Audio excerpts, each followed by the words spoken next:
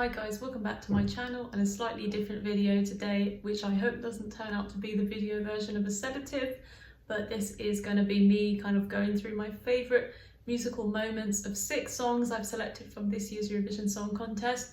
So I'm just going to be talking about some of the things I really like about some of these songs and demonstrate on the piano exactly why by playing it, and hopefully you understand where I'm coming from. So let me know down below what you think, if you agree with me about any of these opinions. And yeah, consider subscribing to my channel if you haven't already. And if you want to see more stuff a bit like this as well, if it goes well and if it doesn't flop, which I hope it doesn't, then let me know please, that would be fantastic. So yeah, thanks. So the first song I'm going to talk about is the Netherlands entry for this year's contest, Stien with De Diepte. So this one is currently in my top 15. I think it's a fantastic piece of music, but for me the absolute standout moment of this piece is the ending, the very final segment where it's just her voice accompanied with a really light guitar and a bit of piano in the background. So I'm going to play you the bit I really like, and it's just this really nice melancholy feel to it. It's reprising that chorus melody, but it has a slightly more somber effect. It feels more wistful and I love it. So this is what it sounds like.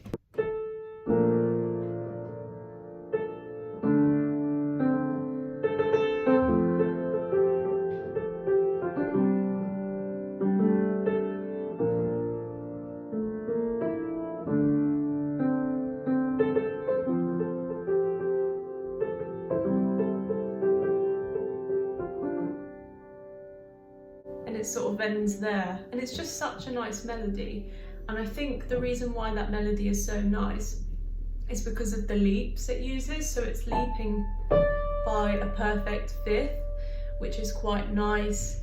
There's a bit of a gap there, it's not too wide, but it definitely has this kind of whelp feel about it in the vocal, and I think that's a really nice thing about it. It uses D minor as well, which is a key that's often used in very melancholic pieces of music, in classical music especially. Here I've got the Mozart sonatas, the volume 2 version, if anyone else knows what that is. It's a great set of classical pieces, but D minor is a great key to use if you want to express melancholy, especially if anyone likes Måneskin, their song called Coraline is also in D minor, and that beautifully reflects the lyrics.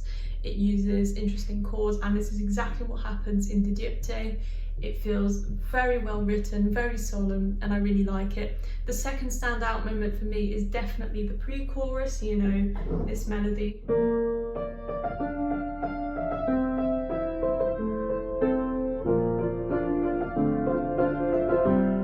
It just builds up this nice energy, but for me it's definitely the ending that's my favourite. So that's the first one I'm going to talk about. The next song on the list is Georgia. So this is Circus Mercus with Lock Me In. So I think a lot of people have this quite low down in their lists. It's one of those songs that's quite polarising, it's a bit Marmite-y. For me, I absolutely love this, and the reason is because of the chords, and I'll show you here. In this sort of double chorus they've got going on, it's the second half of the double chorus, the lock me in, lock me down, lock me sideways section. So that's really interesting because it feels like a massive breath is being taken in the music when they resolve to the D major chord. So basically this key is D major and it resolves here to the B major chord, which is the major sixth, which is a really interesting chord to use. And that's why it reminds me of taking a huge breath. So this is the melody. This is what I really enjoy about it, because there's a massive leap in the octave.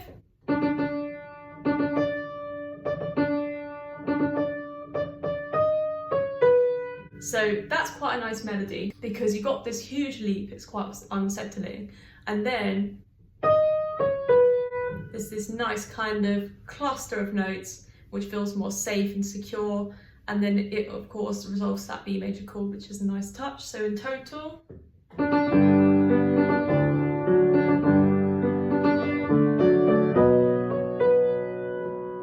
it's pretty good. So that's one of my favourite moments from Georgia's entry this year. The next one I want to talk about is Iceland. This is Sister with Met Hakandi Sol. So For me, this one's actually not too high up in my rankings because the song as a whole, for me, I feel like it doesn't kind of go anywhere. It feels like it lacks in an evolution musically, but there's something about it which I really like, and it's the use of tonality. I've described it sort of as Renaissance style music, and it's because they use this really clever note. So this one is in D minor as well. So the D minor scale, if we're doing a harmonic minor, uses a C sharp in it basically. But this song is sort of trying to let us know that it wants to use C natural. So it's more modal, which is quite nice. But what they do is they mix the modes around. So they use C naturals and C sharps. And that's what kind of, for me, evokes that madrigal sound, the way it's playing with tonality. So what I really like about this is that basically, if they stuck to using a C natural the whole time, this is what it would sound like.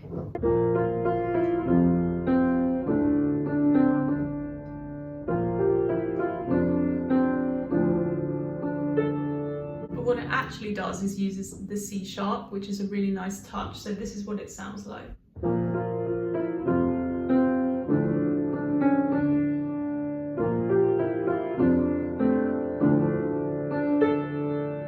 And then something I also love, which I've mentioned before, is the resolution to basically the major third instead of the minor third. So it basically cadences on the Picardy third, which means that instead of coming to an end in the D minor key, it ends on the D major key, which really has this sort of antiqueness about it, which I love.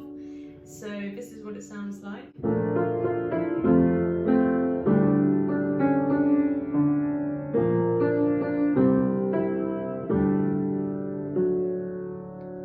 That's a really nice touch about this song, and that's why I like it. So the next one I want to talk about, particularly to do with melody, is Cyprus's entry. So Andromache with Ella.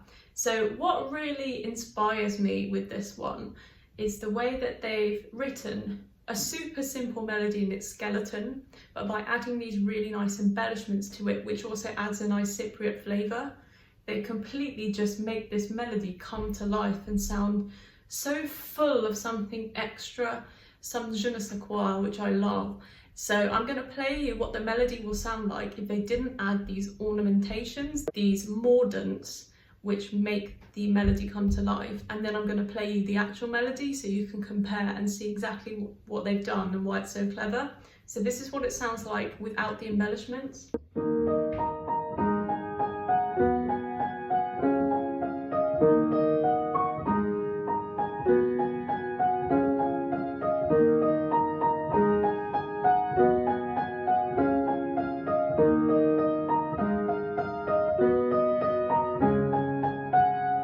So you can hear it's quite kind of pedestrian in a way, but then when they embellish it, it completely comes to life. So this is what it sounds like.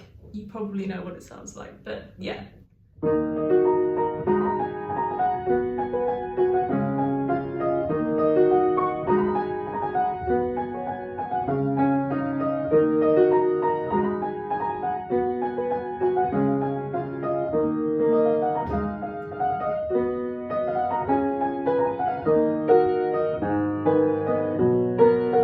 So on. So that's what I love about Cyprus's entry. The melody just makes it. It just completely takes the song off in a whole new direction, takes it up into a whole new level of quality. So yeah, that's what I love about it. And the next one I want to talk about is my winner of this year's contest. It's Italy, Mahmouda Blanco with Brividi. So I could probably go on for about an hour about this one. All the musical elements I absolutely love, but I'm just going to talk about the chorus in this case because I think the chorus is what really comes to life with this song. So for me, it's definitely the leap in the melody. It's just a really nice sort of climax. It completely explodes, and then when you add both of their voices together in that harmony,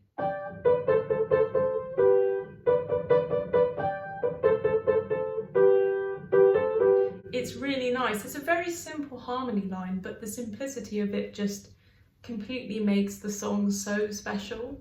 Because in my original review, I said it's so simple yet so complex because the melodies are so simple, so kind of innocent, but then the backing track is just exploding. There's so many unique elements about it, and that's why I absolutely love it. So I'm going to play you a little bit of the chorus and you can see what I mean. Just the simplicity of the right hand, but then the more complex stuff going on with my left hand. Hopefully I won't mess it up too much.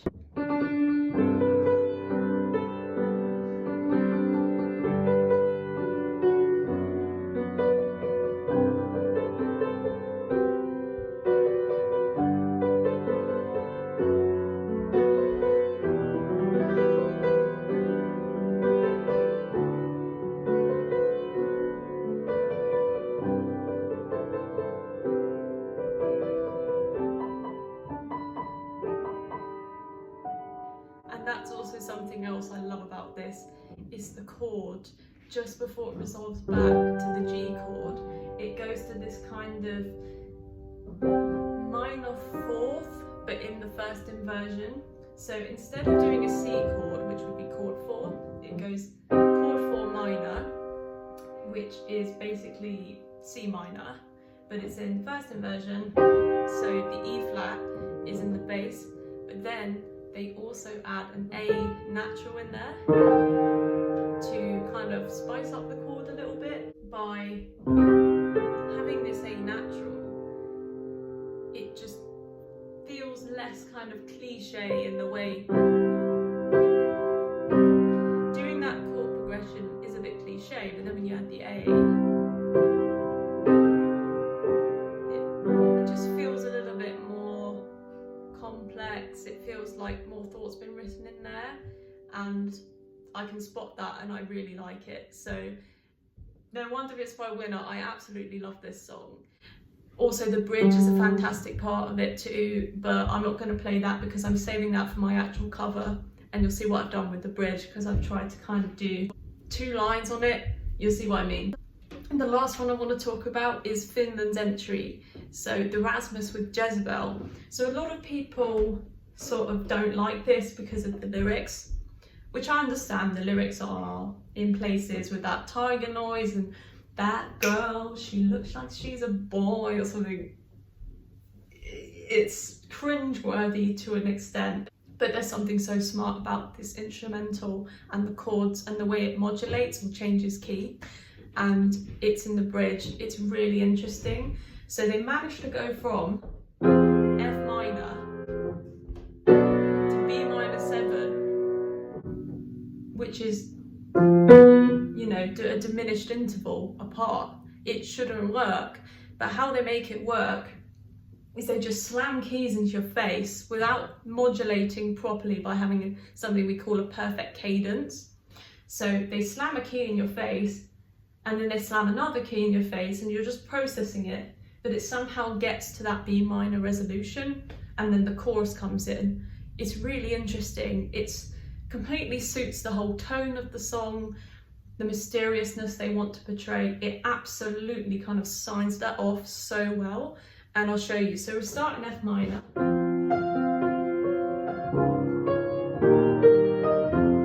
and then we eventually get to that pre-chorus, so it goes.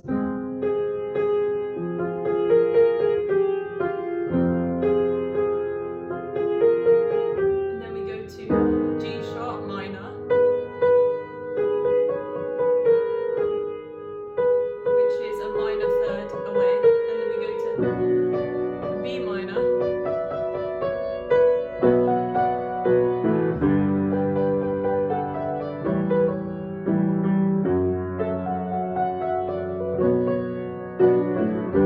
it's really interesting. That's what I love about it. It just jumps by a tritone. It almost sounds comical, but in the kind of context of the song, it really works, and it's just insanely good. It's really good songwriting, and it absolutely seals the fact that the Rasmussen are an established name and they know exactly what they're doing. They know how to write a song well. So yeah, there's a stuff that just really interests me about that song.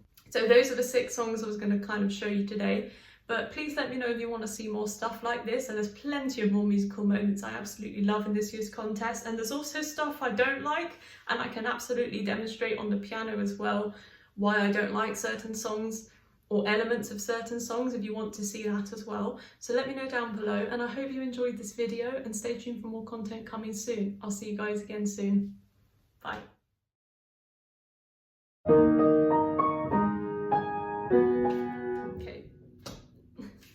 And then it resolves here to the B major chord, which is the minor. No, it's not.